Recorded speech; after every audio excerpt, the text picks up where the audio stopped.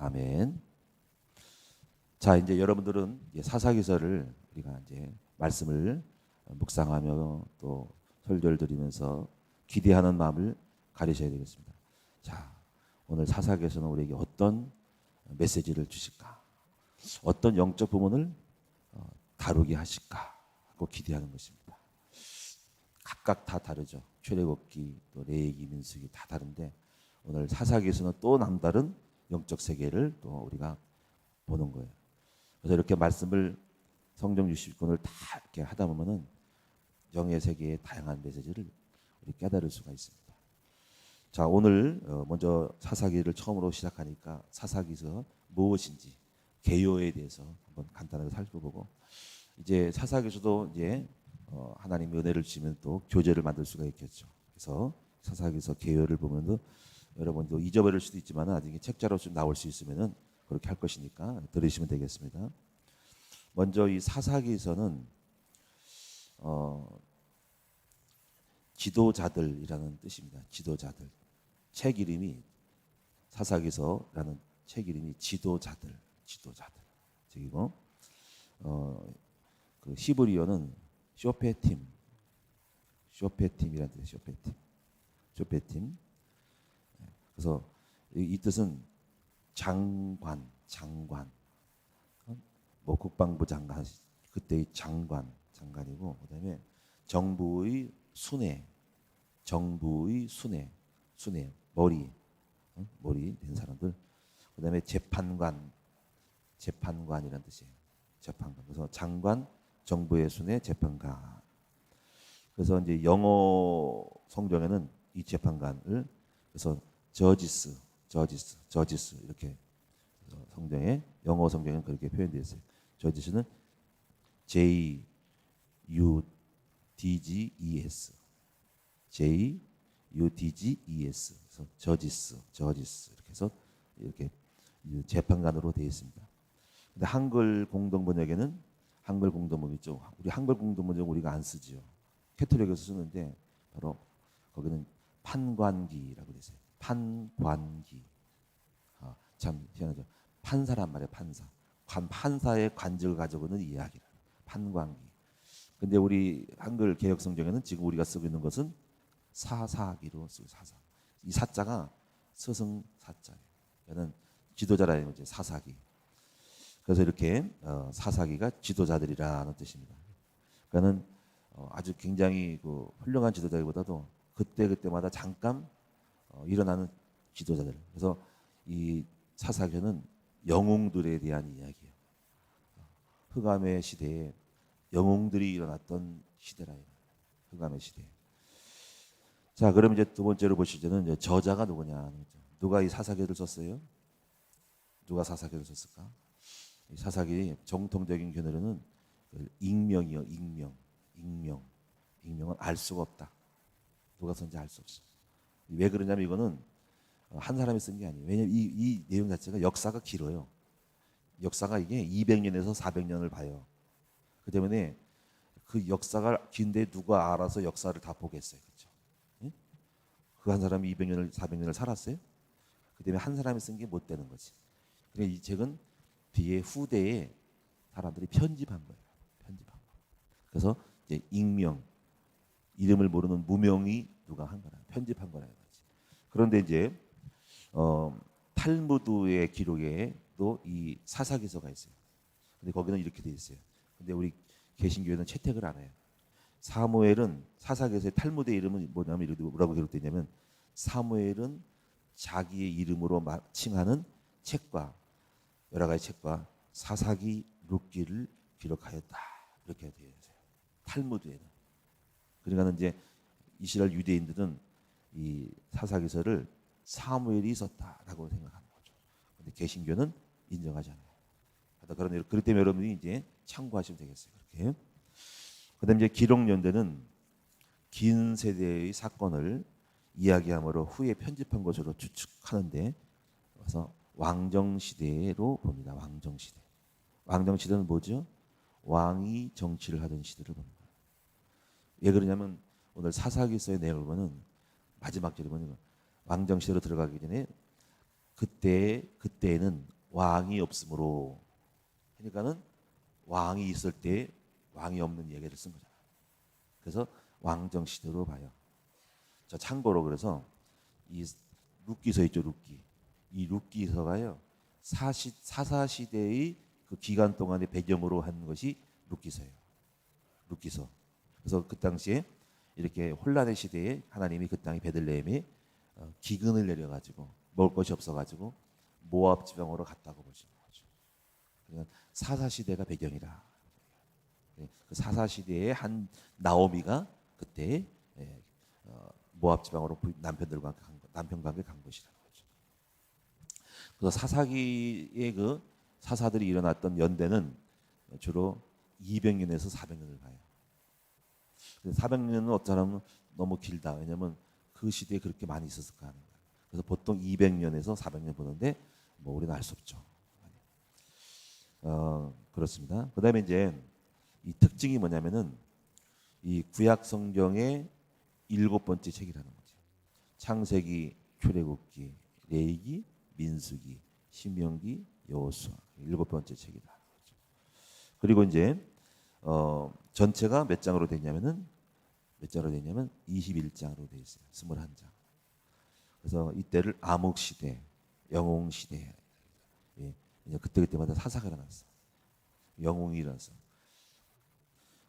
그래서 이제 이때의 내용을 보면 7번 여호와를 배반하고 다른 신을 섬겼어. 그때마다 7번 침략을 당해. 그리고 7번 여호와께 호소해. 7777로 가. 이 사사죠. 그래서 7번 이상 사사를 보내가지고 이 백성을 구원하는 것입니다. 그래서 이제 뭐 첫 번째는 제가 그냥 읽어드릴게요. 다 기억할 수 없겠지만 메소포타미아 구산다임의 손에 붙이다. 그러니까 붙이다라는 것은 그 사람에게 함락되다, 점령당하다, 붙였다라는 말을 성경은 써요.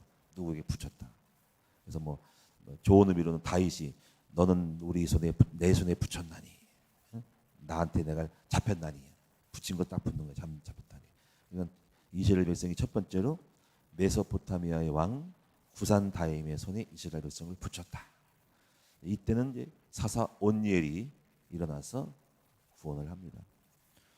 2회 때는 모압왕 에글론이 그 내용을 보면 비둔한 자라, 살이 찐 자라. 근데 왼손잡이 에훗이 들어가서 칼로 배를 찔러주죠. 그래가지고 구원하다. 이때 모압왕 에글론, 왼손잡이가 왜 특별히 왼손잡이라고 표현했을까? 왼손잡이를 그 당시도 특이한 것 같은 거죠. 3회째는 가나안 왕 야빈. 제가 이제 야빈 얘기 듣고 참 야비한 사람이라는데 얼른 이 얘기죠. 가나안 야빈. 이 야빈 때는 사사 드보라가 일어나서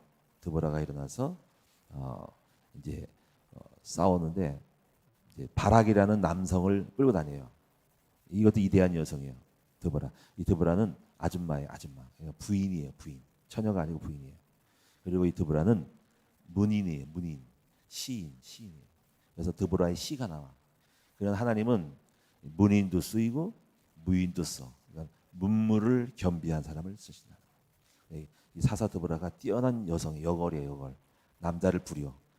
바락은 힘쓰고 장군인데 바락한테 명령을 해. 그러니까는 드보라가 굉장히 뛰어난 아줌마, 여성으로서, 부인으로서, 나이가 있는 부인으로서 통치했던 사람. 그 드보라가 유명해요. 드보라의 시가 있어요. 그다음에 여러분 이제 유명한 미디안 기드온. 미디안이 또 침략을 하고 기드온이 이 내용을 잘 아시죠? 5번째가 내란이 일어나. 내란이는 바로 이제 내란이 일어나는데 하나님이 또 심판하시는데 아비멜렉이라는 사람이 많은 기적들을 막 죽여버려요. 이때에 아비멜렉이 일어나는 돌라와 야웰이라는 사사가 일어나서 또 평정을 하는 일이 벌어져요. 그러니까 내란도 일어나. 내란 자체 내란도. 6번째는 암몬 자손이 일어납니다. 그래가지고 이스라엘 민족을 압박하고 공격해서 침략하는데 이때는 입다가 일어납니다. 입다가 누군지 아시죠? 기생의 아들 입다. 기생으로 쫓겨났어. 아들로서. 그랬더니 이기에 빠지니까 방백들이 찾아가서 우리를 좀 도와달라고 해가지고 나중에 입다가 일어나죠. 근데 있다가 서원을 잘못해. 서원. 예, 내가 전쟁에서 이기더라면은 딸을 이제 바치겠다니까는 그런 서원이 어디 있어, 그렇지? 어떻게 자식을 바쳐요? 그냥 실제로 제물로 바쳤는지 아니면 형식적으로 모든 게 이렇게 헌신했는지 모르지만 나중에 슬피 우는데 실제로 사람을 죽인 것 같아. 그러니까는 전쟁 기간 딸이 막 속어치고 오는 거야. 아빠가 이겼다고. 그러니까 이런 이야기가 뭐냐면 참 이기도 하지만 참 지식이 없어서 내 백성이 지식이 없어서 무지에 빠져가지고 이렇게 허술한 뭐를 보이냐는 거지. 예? 어떻게 그럴 수 있겠어요? 내가 만약에 내가 목회를 가면 내 딸을 바치겠다. 그게 어디 있어서 제물로 사람을 드리겠다. 그러니까 어리석음이 극치에 다른 거야. 사사기서는 잘 모르고 사는 사람들이야. 내 백성이 지식이 없어서 이상한 일이 많이 벌어지는 것이 사사시대야. 그다음에 마지막에는 블레셋, 이 블레셋 사람 쳐들어왔는데 삼손이 우리 평정을 시키죠. 삼손. 그다음에 마지막에 삼손 이후에 또 하나 사건이라는데 이것은 부록식으로 되는데 이것은 베냐민 지파가 나중에 멸절하다시피 되는 사건들이 그 사사 시대에 어떤 네이 제사장이 첩을 둬가지고 일어난 사건이 아시죠? 그런 일이 네이 제사장이 첩을 둬가지고 첩이 삐져가지고 친정집에 가서 이제 돌아오다가 강간을 당해. 강간을 동성애하는 마을에 들어가서 그래가지고 그 첩을 갖다가 사지를 다 찢어서 12조각 내가지고 이제 각 지파로 보내니까는 지파들이 막 열받았어. 그래서 이 나쁜 놈들이 내가지고 베냐민 지파를 갖다가 청연합군을 군성해서 공격을 해가지고 저희 씨가 말라요. 나중에 베냐민 지파를 살리기 위해서 이제 그 남성들을 한 50명 내려놓고 그래서 다른 지역의 처녀 50명을 잡아다가 결혼시켜가지고 명맥을 유지하는 일이 벌어져. 이제 사사 시대의 마지막 부록으로서 혼돈해. 그리고 그렇게 얘기하면서 끝머리를 뭐냐면 이렇게 끝내요. 그때는 왕이 없으므로 자기가 좋아하는 대로 소견대로 행하였다라는 거예요. 메시지가 이거예요. 지도자가 없고 지혜로운 사람이 없고 왕이 없으니까 지도자가 없으니까는 자기 멋대로 살더라 이거야. 제사장이 첩을 두지 않나? 사사들이 좀 일어나게 해서 훌륭하긴 한데 일어나게 했는데 또 자기 또 딸을 들이질 않나? 하여튼 엉터리야. 그러니까 우리가 정말 중요한 거는 그래서 사사 시대에 지나가서 룻기는 그때 포함되고 사사기, 룻기, 사무엘. 하나님이 딱 보고 진짜 답답하네. 그러면서 이제 하나님이 한 사람의 지도자를 찾는 거예요. 영적인 판단력인 사람을 찾는 거야. 근데 아무도 없어. 그래가지고 하나님이 한 사람을 딱 찍었는데 그 여자가 한나예요. 그래서 한나에 통해서 뭔가 좀 한나가 좀 거룩해 보이고 좋으니까 그 사람의 자식을 통해서 한번 이스라엘 민족을 구원해 보는데 이 여자가 이걸 못 깨달아. 가지고 하나님 태의 문을 딱 막아가지고 깨달을 때까지 애기를 안 주시는 거야. 그 나중에 한나가 깨닫고 나서 하나님 저에게 아기를 주시면 주께 드리겠다니까 그렇지 내 마음에 맞았어. 그걸 기다렸어. 그래서 한나에게 얘기를 딱 주는. 그러니까 우리가 문제가 있을 때는 하나님의 그 계획과 그 경륜 속에서 그 문제를 바라봐야 되는데 그 문제 속에서 하나님의 뜻이 뭘까를 찾아야 돼요. 그리고 그 문제 속에서 하나님의 뜻을 찾고 기도할 때 이걸 가리켜서 의의 기도라 그래요. 이거 언약 기도라 그래요. 그러니까 하나님의 뜻을 찾는 기도. 그러면 응답을 주셔. 그래서 요한일서 5장 14절 보니까는 너희가 그의 뜻대로 무엇을 구하면 들으심이니. 그래서 이미 구한 그것을 얻은 줄을 이미 아느니라 하는 거예요. 그러니까는 우리가 그의 뜻대로 구하는 것을 찾아야 돼요. 그래서 그 뜻이 맞을 때 하나님과 내가 의가 이루어져 소통이 딱 되는 순간에 쉽게 말하면 바둑으로 말하면 아다리가 딱 떨어지는 거야.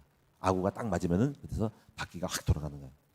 서로 톱니바퀴가 딱 맞았을 때 이것을 그래서 의라 그래. 의. 이건 항상 의는 항상 하나님과의 소통이에요. 그때 물결이 뚜껑이 딱 열리면서 그냥 물이 확 들어가는 거예요. 그래서 거의 보면은 응답은요 하나님과 네가 맞아 떨어질 때 이루어져요. 막히면 안 되는 거야. 그래서 문제가 있거든요, 여러분이 하나님의 뜻을 찾아서 그 뜻을 대입을 시킬 수 있는 언약적인 기도를 딱 마치면 마침이 딱 되면 하나님의 의가 이루어져. 그때 하나님 역사가 시작되는 것입니다. 그래서 이제 한나가 사무엘을 함으로 사무엘을 통해서 사무엘이 다가가죠. 하나님이 드디어 이 땅을 다스릴 사사시대의 왕을 나라를 다스릴 왕을 세우죠. 근데 첫째 왕이 또 어긋났어. 엇박났어. 그게 사울 왕이야. 지금 그릇이 떨어진 사람을 세워가지고 불신앙하다가 쫄딱 망하고, 두 번째 세운 사람이 데이비드, 다윗 왕이에요. 그래서 이 왕은 하나님 마음이 아픈 사람이다. 그래서 드디어 나라가 평정이 되죠. 그래가지고 나라가 영토가 확장되고 완전히 교통정리 싹 끝나버려요. 다윗이 나중에 딱 하나의 실수, 간음죄를 저지른 것 때문에 조금 힘들었지만 그래도 하나님은 그를 사랑하셔서 다시 복귀시키니까 그때부터 이스라엘 민족이 왕성해지고 거부가 되고 부자가 되고 솔로몬이 이를 뒤를 잇죠. 자, 이렇게 해서 이제 여러분이 사사시대 사무엘 상하가 넘어가고 이렇게 됩니다. 자, 그래서 이 사사에는 몇 명이 등장하냐면, 자, 14명의 사사가 등장합니다. 14명. 그 14명을 보면은 온니엘, 예후, 삼갈은 막대기로, 드보라 아줌마, 기드온, 돌라, 야일, 입다 기생, 입산, 멜론, 압둘, 삼손. 여기서 12명인데 2명을 사사로 봐요. 그래서 학자들마다 다른데 12명으로 볼 수 있고 14명 볼 수 있어요. 그 2명이 누구냐면 바로 엘리 제사장하고 사무엘입니다. 그래서 엘리와 사사 시대에 들어가 있지 않은 사람이지만은 이제 엘리하고 사무엘을 사사로 봐요. 그래서 14명으로 보기도 하고 그들을 빼면은 12를 봅니다. 자, 이렇게 해서 12명이 나왔습니다. 참고로 이제 우리가 이 돌라라는 사람은 사사 돌라는 이름이 벌레예요, 벌레. 이 애벌레가 알을 까가지고 까가지고 나비가 되듯이 성장한 사람인데, 이 사람은 자녀가 30명이었어요. 30명. 30명인데 이 사람이 아들들이 다 역할을 했어요. 그래가지고 이스라엘 민족이 블레셋인가 빼앗겼어. 원래 여호수아 때 60개의 성읍을 빼앗는데 다 도로 뺏겼대요. 근데 30명이 찾아가서 다시 30개 성읍을 찾아왔대. 이렇게. 그래서 우리가 이 아들들을 잘 키워서 굉장한 역할들을 하나씩 잘 시켜가지고 30개의 성읍을 찾아온 둘라, 이런 사람도 있어요. 이 벌레 같은 사람이 성령의 은혜를 받으면 큰일 하죠. 그래서 이 자녀를 도와가지고 자녀들이 다 제 몫을 했다.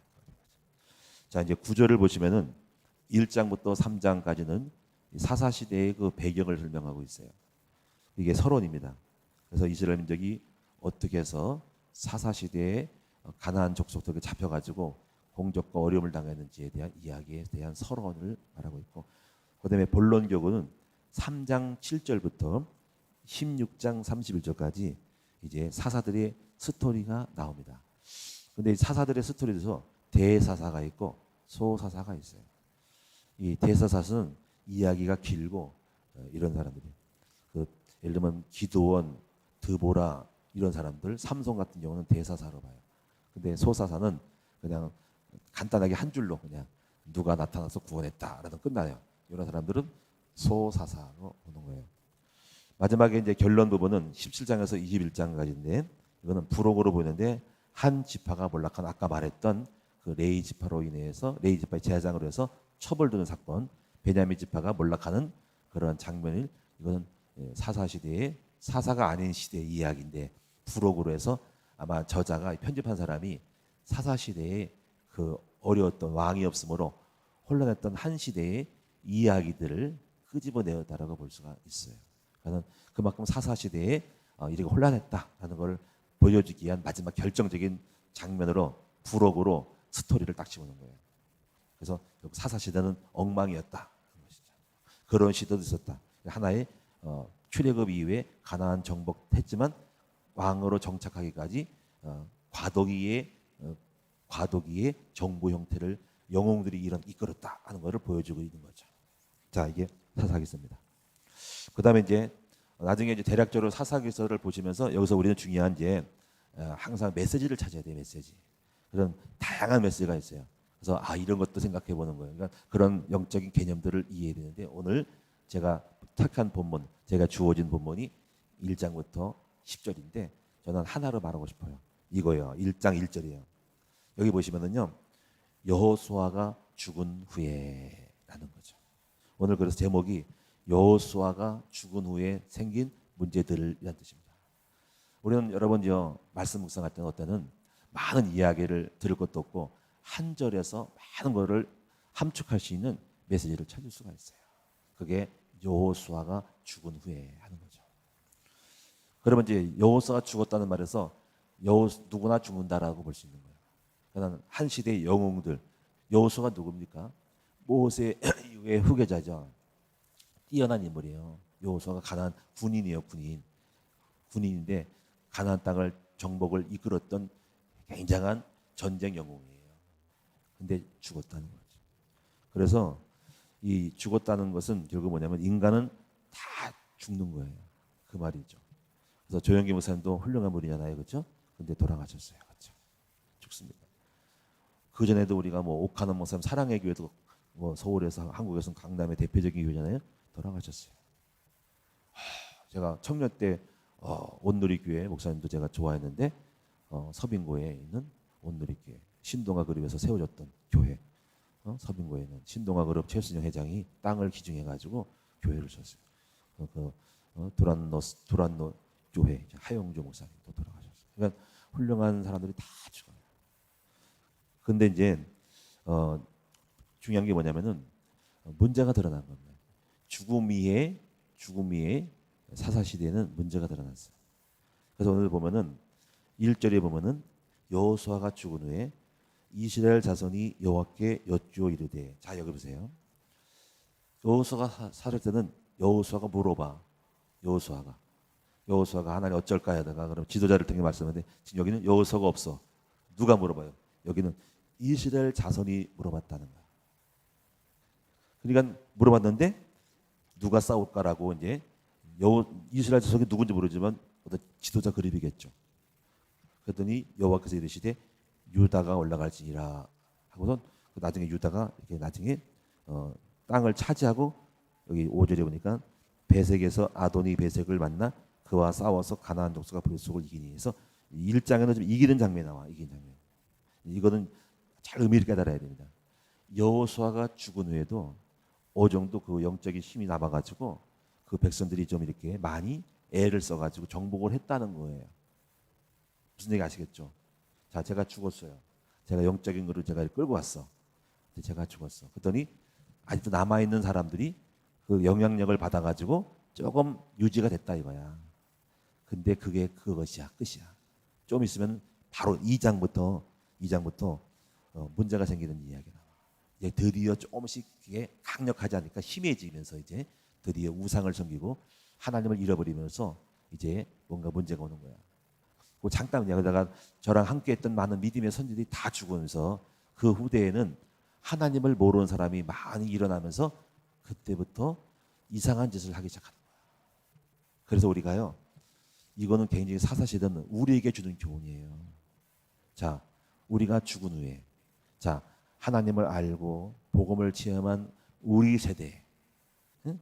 우리 김상희 사모님 세대, 우리 장로님들과 함께 같이 영적인 것을 많이 하는데 우리가 오늘날 한 세대가 가서 흘러가서 다음 세대에 우리 교회를 이끌어갈 세대, 이들이 복음을 전달하지 못하면 그들이 복음이 없기 때문에 유지하기 위한 복음이 없기 때문에 행하고 행동을 한다는 거야.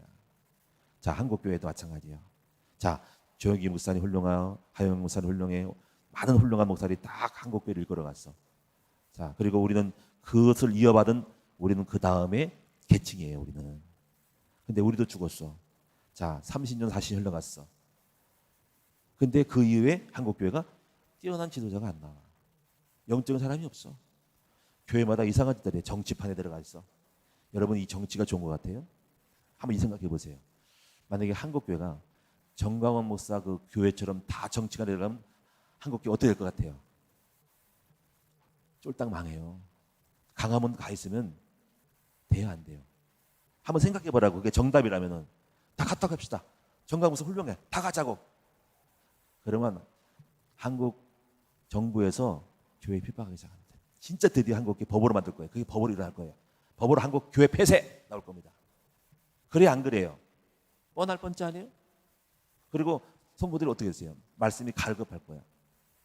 저는 우리가 목회 제가 진념해가지고 메시지를 정리하고 계속 했는데 그렇게 해도 저는 제 생각이 모자라다고 생각을 해요. 이렇게 하면 머리가 닳을까 지혜가 없을까 하고 정말 더 깊이 집중하고 심화해가지고 더 깊이 하려는 애를 쓰는 거야. 근데 생각해. 그래도 이 모양인데. 근데 어떻게 되겠어? 정치 가서 판에 가서 데모하고 그게 되겠어요? 다 황폐해지고요. 강단이 메마를 거야. 그래가지고 그 광화문에 가 있는 사람들은 지금 성도들이 다 굶어 죽어요. 영적으로. 초신자들은 뭐 좋다고 하고 뭐 정적이 좋다고 하지만은 말씀을 사모하는 갈급한 사람이 얼마나 많겠어요 거기서. 경제적으로 부부싸움하고 속속이고 정신을 해달리고 하는 사람이 다 죽고 갈 거 아니야. 세상에 이게 아닌 거야. 거꾸로 생각해봐. 자, 다 나가자고 우리 함께. 그러면 교회 망해요. 드디어 막 소란스럽 때문에 법적으로 합법적인 동의가 생길 거야. 동의가 생기지. 다 근거가 명분 만들어서 교회라는 종교 단체가 이렇게 난리 떠니까 법적으로 만들자. 이제 아예 그냥 교회를 폐쇄하자고 나올 거예요. 거꾸로 가면 우리가 정부를 잡든지 아니면은 못 잡으면 어설프면 법이 되는 국회의원이 발의를 할 거라는 거죠. 왜 그런 명분과 빌리를 줍니까? 생각 잘해야 됩니다. 한번 거꾸로 생각해 보세요. 그걸 다 가자고. 그때부터 심각한 문제입니다. 교회가 교회되는 것은 교회의 정체성이 있어요. 오직 교회는 하나님의 복음의 말씀을 전하고 우리 예수님이 오셨을 때는 정부를 뒤집은 게 아니었어요. 정부에 대해서 쓴소리를 할 수 있어요. 그러나 뒤집는 게 아니라 우리는 천국의 복음을 전해서 하나님 나라 왕국을 만드는 것입니다. 그래서 우리가 제가 왜 이런 말씀을 하느냐면 복음을 모르면 엉뚱한 것으로 풀려고 한다는 거예요. 잘 보세요. 제가 만약에 복음 모르면요, 교회를 어떻게 부르실까요? 뭐 제가 프로그램을 쓸 거예요. 연예인 불러나갈 거예요. 여러분 복음이 없는 사람은 복음에 자신이 없어서 그런 거예요. 그럼 별짓 아니까 프로그램 한다니까. 프로그램 할 게 없어. 프로그램밖에 없어. 그래서 프로그램 또 기가 막히게 하니까 또 사람이 오네. 그리고 복음은 조금 섞어. 우리는 말씀으로 승부를 보고 복음으로 사람을 바꾸는 말씀을 바꾸는 걸 승부를 봐야지. 교회가 무슨 프로그램을 합니까? 그러니까 복음이 없으면요 이상한 짓을 하는 거예요. 만약에 우리 영적으로 우리가 복음이 없어 말씀 딸리면 후대 목자들이 신비할 수도 있어.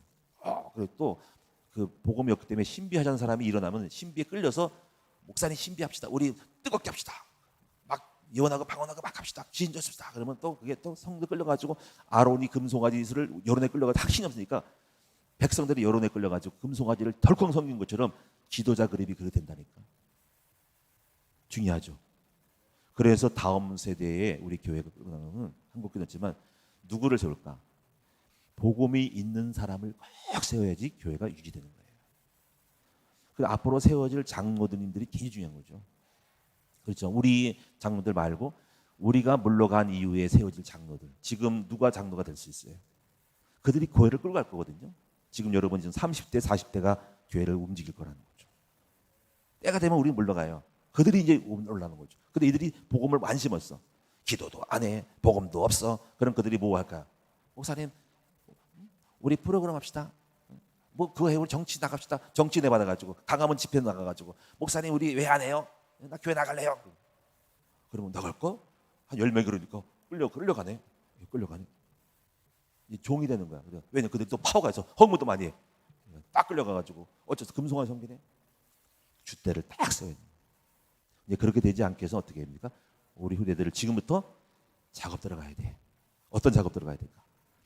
여기 보니까는 사사시대의 맨 처음 뭐냐면 이스라엘 백성이 자 사사시대에 제가 이거를 좀 설명해 볼게요. 2장 8절을 한번 보시면 이렇게 나와요. 8절에 보면은 자 8절부터 10절을 한번 읽어봅시다.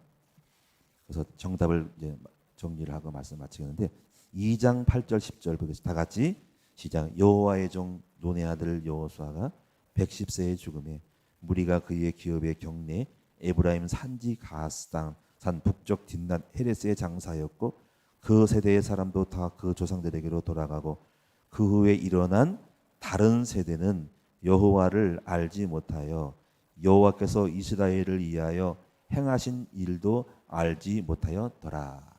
그러니까 여호수아를 비롯한 그 세대의 사람들 같이 함께 뛰었던 움직였던 많은 중직자들과 장관들도 다 돌아가셨어. 그러더니 그 다음 한 세대의 사람들은 중요한 게 여호와를 알지 못했다. 그러니까 딴짓하는 거지. 자, 그 문제 생기겠죠. 그래서 여호수아 사후에 일어난 문제라는 거예요. 그럼 여호수아가 좀 더 지혜롭다면은 우리가 살았을 때 이들을 어떻게 복음을 하나님을 체험시킬까라는 과제가 남겠죠. 근데 그 당시 구약에는 힘들었을 거예요. 왜냐하면 이렇게 복음적인 서신서도 없고 복음에 대한 것이 없고 늘 설교하는 것이 없었기 때문에 힘들 거예요. 근데 우리는 안 그래야 돼. 이 사사기를 준 이유는 우리가 앞으로 다음 세대에 대해서 준비시켜야 하는 거죠. 그러면 어떤 준비를 해야 될 것 같아요? 그래서 하나님은 이걸 알고 하나님이 또 내버리지 않죠. 그래서 이들에게 하나님을 체험시키려고 누구를 남겨두죠? 그 사사서 기서에 그 내용이 나오는 거예요. 바로 어려운 문제들이 그 가나안 땅을 다 정복하지 않고 문제를 좀 까시역할 수 있는 고난의 어려운 부족들을 살려줘. 다 안 정복 안 시켜. 응답을 다 안 줘. 그리고 고통을 주면서 그들로 하여금 전쟁을 하게 해. 그래가지고 어려움을 당해가지고 기도하게 만들고 문제를 만들어서 부르짖게 만들고 그러면 체험이 돼. 아하, 하나님이 역사하는구나. 기도하면 되는구나 하면서 그래서 그런 과정들을 사사기를 통해서 습득을 시켜. 그러니까 오늘 여러분이 이제 우리가 내가 당하는 고난은 어떤 의미가 있냐면요. 하나님 나에게 복음을 체험시키는 것. 하나님의 은혜를 체험시키기 위하여서 여러분 아직도 모르니까 문제를 조금 남겨놓고 그 문제를 놓고 기도할 때 복음이 될 때 역사하는 걸 통해서 여러분이 복음을 알 수 있게 하려고 남겨놓은 거예요. 그러므로 문제는 나쁜 게 아니라 문제는 뭐예요? 축복이고 하나님의 의도이고 하나님의 주권 속에 들어온 나를 향한 경륜이라고 할 수 있는 거죠. 그러므로 문제를 보고 낙심하지 말고 여러분들 문제를 통해서 하나님을 체험하는 기회를 삼고 감사하다고 느끼고 문제 속에 언약을 잡고 영적인 행위를 해요. 6월절에 어린 양을 바르든지 아니면 기도를 하든지 아니면 서원을 하든지 다 각자 나름대로의 그걸 통해서 하나님을 체험하는 경험을 통해서 하나님 문제를 해결하면서 각자에게 맞는 하나님의 영적인 걸 경험시키는 거예요. 그러므로 문제를 통해 덕이 돼서 마침내 내가 온전하게 좀 갖춰지면 이제 필요 없네, 연장이 필요 없네 하고 연장을 거둬서 문제가 끝나는 것입니다. 자, 그 공부를 얼마큼까지 해야 될지는 알 수 없지만은 하여튼 여러분이 어느 정도 성숙한 사람들까지 중학교, 고등학교를 졸업할 때까지 계속 어려움을 주고 문제를 줘가지고 결국 완성됐을 때 문제가 정리되면서 거의 문제가 없고 평정이 되면서 가는 거예요. 우리 그렇게 해서 제가 성장해 왔다.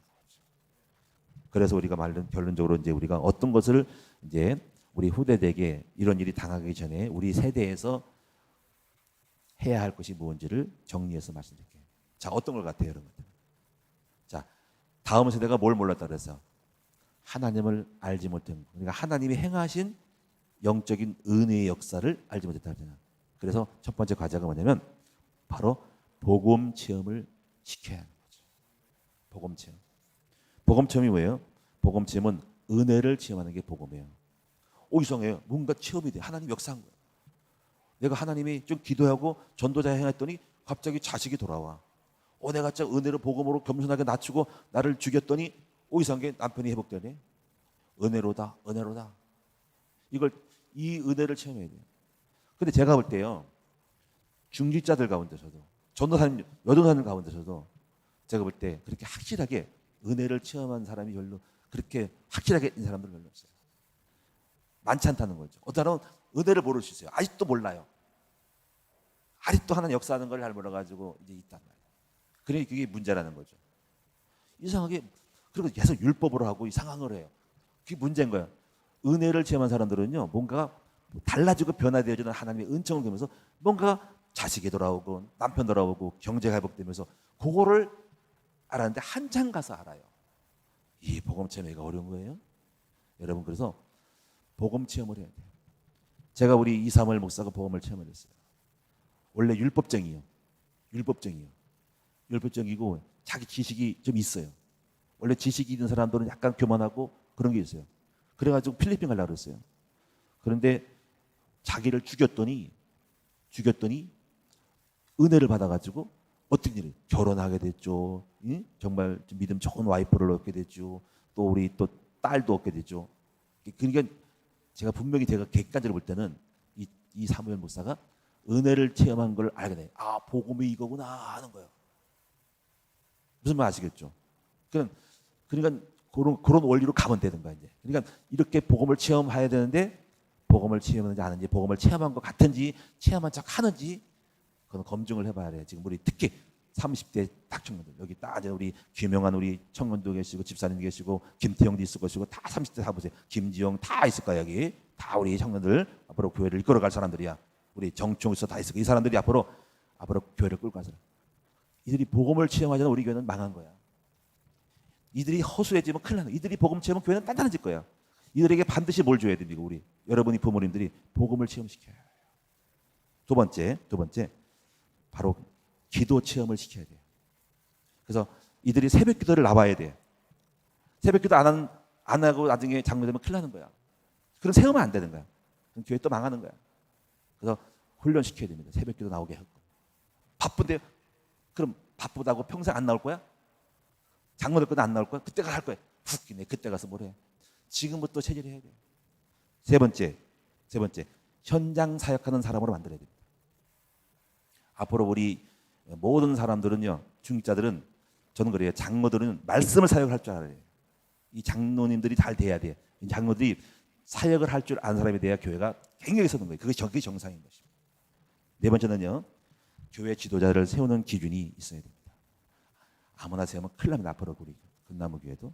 자, 지금같이 복음 체험 기도할 줄 아는 정시기도 새벽기도 할 줄 아는 사람, 그 다음에 사역할 줄 말씀을 전할 수 있는 사람을 지도자로 세워야만이 교회가 끌고 가는 겁니다. 그 다음에 마지막으로 있잖아요.